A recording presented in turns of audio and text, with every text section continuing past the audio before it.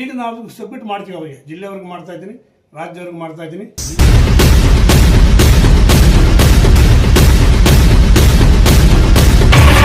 ಪ್ರೌಢಶಾಲೆ ನಿರ್ದೇಶನ ಆಗಿದೆಯಾ? ನೀವು ಅಧ್ಯಕ್ಷ ಆಗೋದಕ್ಕೆ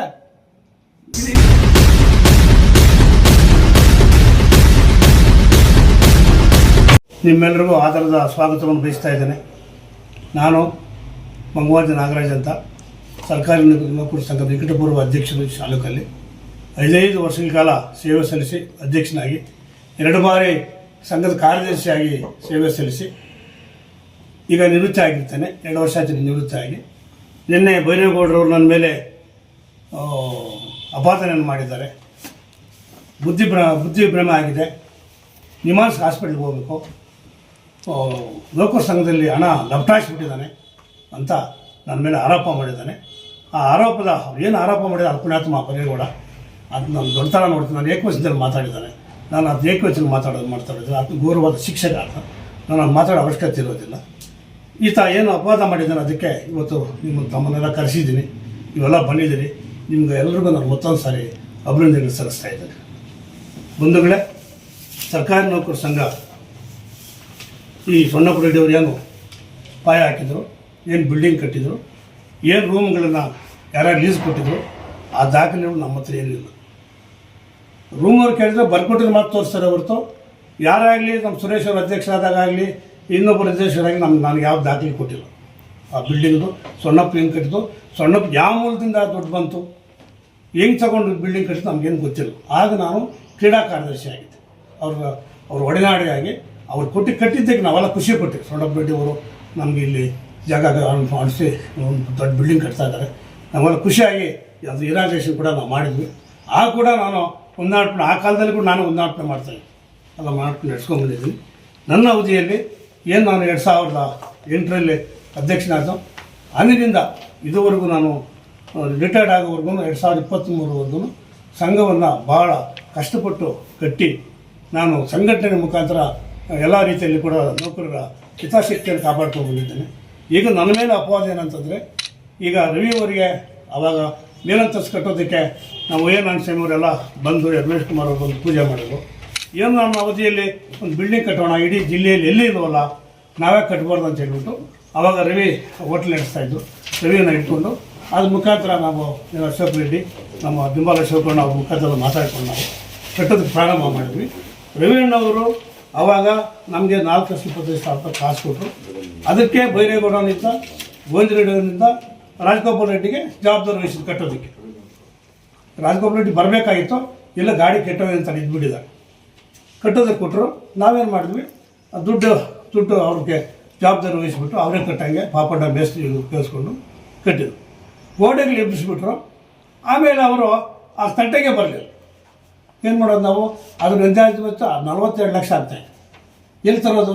ಕಟ್ಬಿಟ್ಟಿದ್ದ ಕೊಟ್ಬಿಟ್ಟು ನಾನು ಅವಾಗ ಕೂಡ ಬೈರೇಗೌಡರಿಗೆ ನೋಡಪ್ಪ ಈಗ ಮಾಡ್ತಾಯಿದ್ದೀನಿ, ಕರೆಸಿರಿ ಅವನ್ನ ಗೋಡೆಗೆ ಕಟ್ಬಿಟ್ಟು ಎಬ್ಬಿಸ್ಬಿಟ್ರೆ ಒಟ್ಟಾಗ್ಬಿಟ್ಟಲ್ಲ, ಮುಂದೆ ಹೆಂಗೆ ಕಟ್ಟೋದು ಅಂದರೆ ಇವ್ರು ಯಾರು ಕ್ಯೂಮಲ್ಲಿ ಹಾಕ್ಕೊಂಡಿಲ್ಲ. ಈತ ಅವಾಗ ನಿರ್ದೇಶಕನಾಗಿದ್ದ. ಅನೇಕ ಸಭೆಗಳನ್ನು ಮಾಡಿ, ಅನೇಕ ಮೀಟಿಂಗ್ಗಳನ್ನು ಮಾಡಿ ನಾನು ಅವತ್ತು ಕೂಡ ಈತ ಸಭೆಗಳಿದ್ದ. ಸಭೆಯಿದ್ದು ಕೂಡ ಈ ಪ್ರಸ್ತಾಪ ಮಾಡಿರಲಿಲ್ಲ. ಅವಾಗ ಪ್ರಸ್ತಾಪ ಮಾಡ್ತಿರೋದನ್ನು ಇವಾಗ ರವಿಯವರು ಪಾಪ ರಿನ್ಯೂವಲ್ ಮಾಡ್ತಾರೆ. ಅದರಿಂದ ಏನೋ ಸಂಪಾದನೆ ಮಾಡಿಲ್ಲ, ರಿನ್ಯೂವಲ್ ಮಾಡಿ ಕೊಡ್ತಾ ಇದ್ದೀನಿ ನೋಡಿ. ಕಾಪಿ ಬೇಕು ಕೊಟ್ಟಿದ್ದಾರೆ. ಈಗ ಕಾರ್ಯಕಾರಿ ಸಮಿತಿ ತೀರ್ಮಾನ ಅವಾಗ ಈಗ ಹೊಸ ಬೈಲ ಅಂತ ಹೇಳ್ತಾರೋದು. ಹೊಸ ಬೈಲ ತೋರಿಸ್ತಾನಿಲ್ಲ, ಸೆಲೆಕ್ಷನ್ ಮಾಡಿದ್ರೆ ಹೊಸ ಬೈಲೇ ಬೇರೆ. ಮೊದಲಿದ್ದವರು ಯಾವ ಬೈಲಾನೆಲ್ಲ ಯಾರೇನು ನಮ್ಮ ಸ್ಟೇಟವ್ರು ಕೇಳ್ತಾರಲ್ಲ, ಡಿಸ್ಟ್ರಿಕ್ಟ್ ನಮ್ಗೆ ಕೇಳ್ತಾ ಇರಲಿಲ್ಲ. ನಮ್ಮಷ್ಟು ಸಂಘ ನಡೆಸ್ಬೇಕು, ಕಾರ್ಯಕಾರಿ ಸಮಿತಿ ಏನು ತೀರ್ಮಾನ ಮಾಡಿದ್ರೆ ಅದ್ರ ಪ್ರಕಾರ ಹೋಗ್ತಾಯಿದ್ದೆ.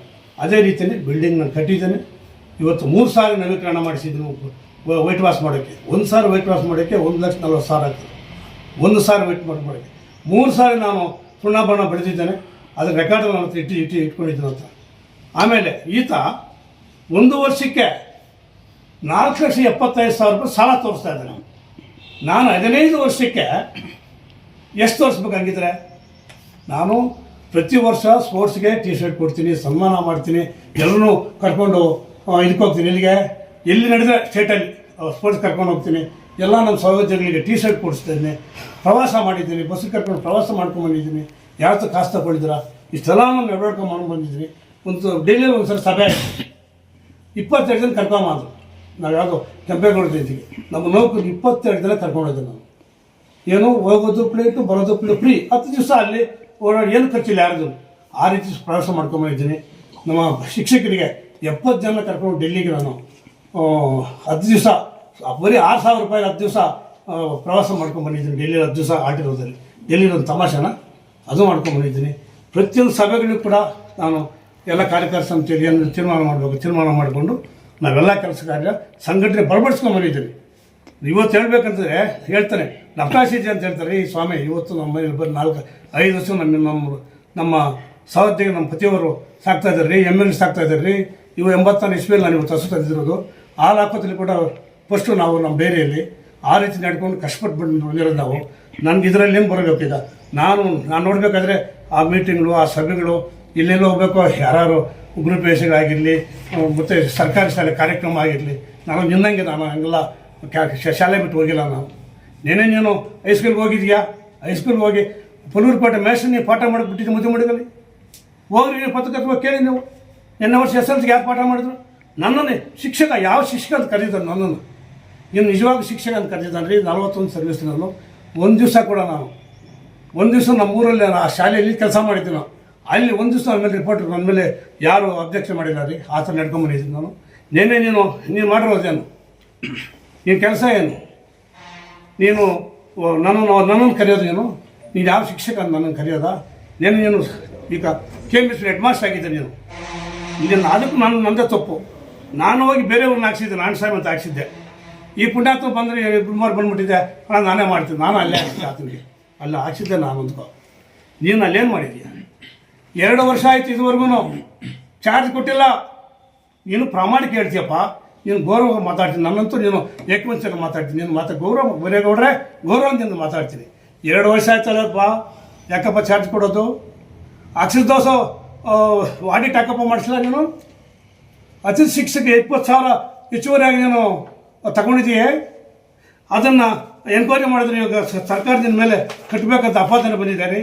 ನಾನು 40 ವರ್ಷ ಸರ್ವಿಸ್ ಮಾಡಿ ನಾನು ಯಾವ ರೀತಿ ಶಿಕ್ಷಕ ಮಾತಾಡಿದ್ದೀನಿ ನಾನು.